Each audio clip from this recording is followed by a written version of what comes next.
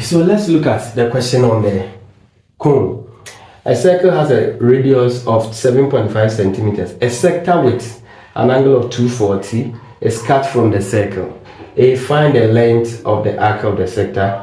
B, if the sector is folded to form a cone, find the radius, the curved surface area, the height, and the volume of the cone. I think this question is all about what we have learned so far on the cone. So I believe that after solving this question, you should be able to solve every question on cone. So let's look at it. Say a circle has a radius of this, and a sector with angle 240 is cut. So when you look at our circle, okay, we have a sector 240, an angle of a sector 240. So this will be what? A major sector. A major sector. So our 240 is going to be here. It cannot be here because the angle here will be less than 180, right? So let me clear this from there so that perfectly we can get our sector, right? I believe it's understood. So this is our sector. Okay, a sector with angle 240 is cut from the circle. So we have cut this sector. So I've cut it from the circle. From the circle, we have our sector there. A is that we should find. So the radius is 7.5. So the radius is 7.5 centimeters. So let's say our center is O, 7.5 centimeters. All right. So we said we should what? Find the length of the arc of the sector. We should find the length of the arc. So we are finding the length of the arc of this particular sector. So if you are finding the length of the arc of the sector, then what is the formula to find the length of the arc? That is theta. So length of an arc. The length of the arc is theta on 360 times 2 pi r. What is our theta? 240, that is the angle on 360 times 2. What is our pi? 22 on 7. And what is our r? Our r is the radius, which is 7.5. So the length of the arc is theta on 360 times 2 pi r.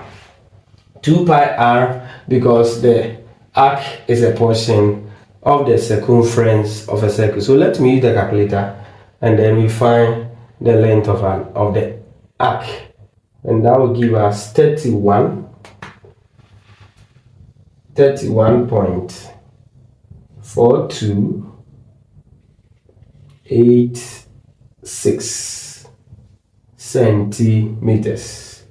So 31.824286 centimeters. So the question did not ask us to correct to any decimal place or significant figure. So I think the best is to leave it in 4 decimal places. So 31.4286 centimeters. So that is the length of the arc. 240 times 2 pi r.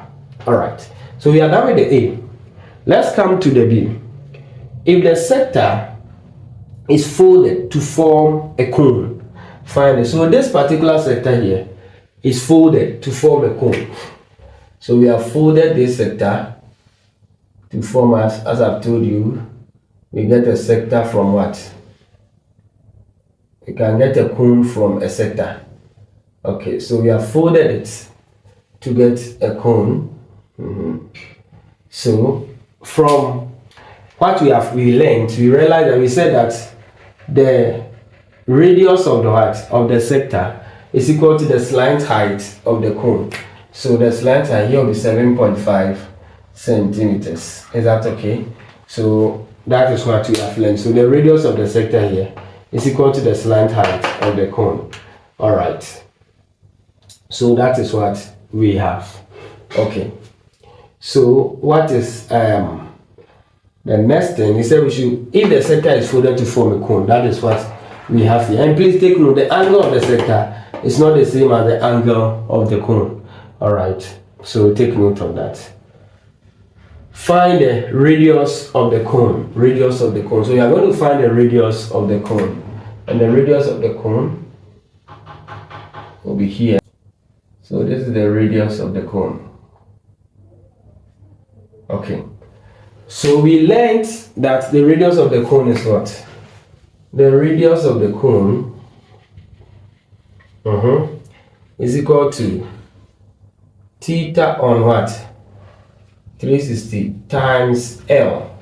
What is that? The L? Where the L is the slant height, which is the same as the radius of the sector. Alright. And the theta is the angle of the sector. Okay.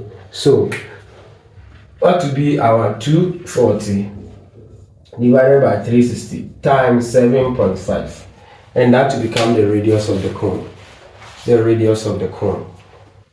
So 240 divided by 360 times 7.5 is giving us 5 centimeters. 5 centimeters. So the radius of the cone is 5 centimeters. Theta on 360 times L, that is the slant height or the radius of the sector. Alright, so we have 5 centimeters.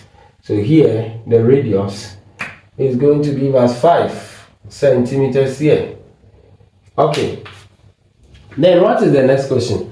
The curved surface area. What is the curved surface area? Is what? Pi RL. Pi RL. We have the radius here, so let me take off the area.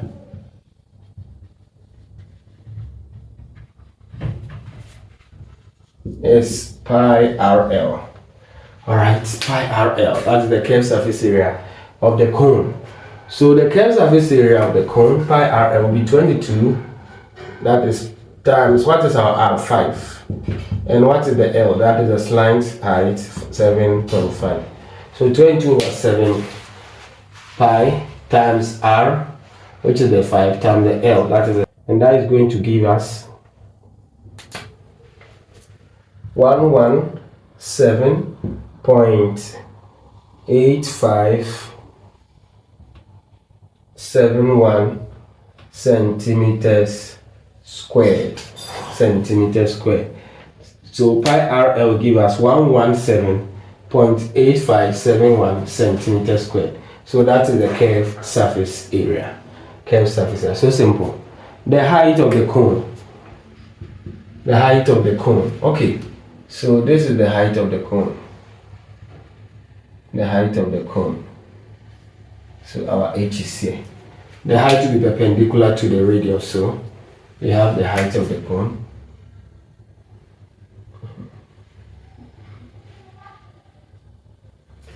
Alright, so we are just going to use the Pythagoras theorem to find the height. Since we know there, so we know here as what? 7.5 squared from the triangle there is equal to h squared plus 5 squared. So the hypotenuse square is equal to the height square plus the radius square. Okay. And what will be 7.5 squared?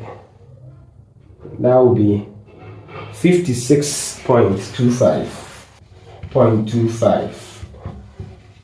And then 5 square will give us 25.